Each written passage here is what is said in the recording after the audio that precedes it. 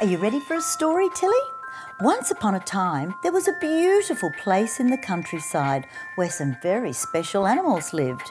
It was called Storybook Farm. It sounds like a fairy tale for fur babies. But Storybook Farm is a real place. This sanctuary for disabled and abused animals is near Canungra, an hour from Brisbane. A farm with a big heart, it's home to a menagerie of special needs pets, and each one has a story, like Valentine, the kitten with Down syndrome. Captain Ned, a cruelty survivor. And the very cheeky Mr. Crumb. Check out his wheels. Lisa Jane Cameron opened Storybook Farm 5 years ago to offer rehabilitation and sanctuary to animals with chronic needs. There we go, look, you're standing. Good boy.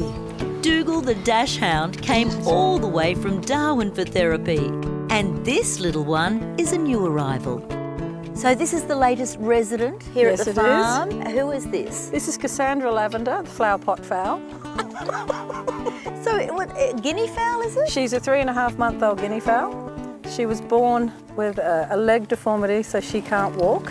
What we're doing now is we've taken her measurements and we're having some photos done, and she's probably going to get a little set of wheels.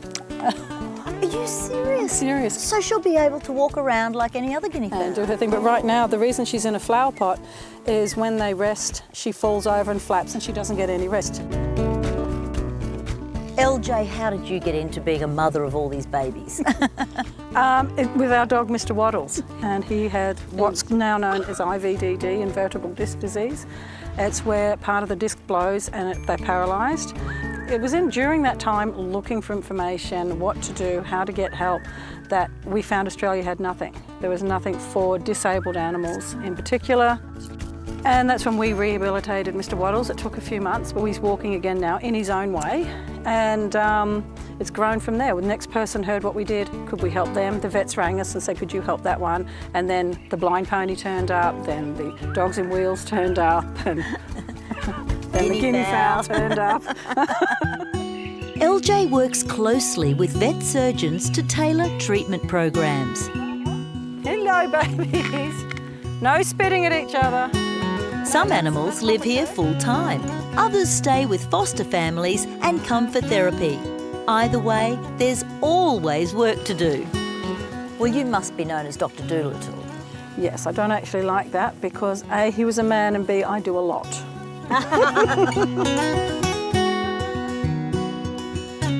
You've got a lot of farm hands working here and they all seem to be related.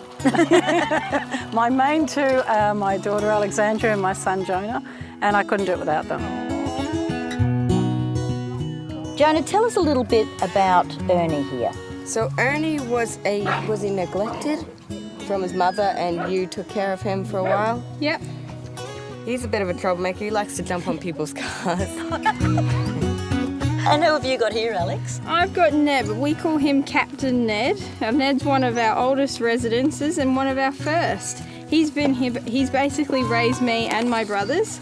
He's been here our whole life. He was one of Australia's worst cruelty cases. Oh. But he just spreads the love so much. He's such a sweetie.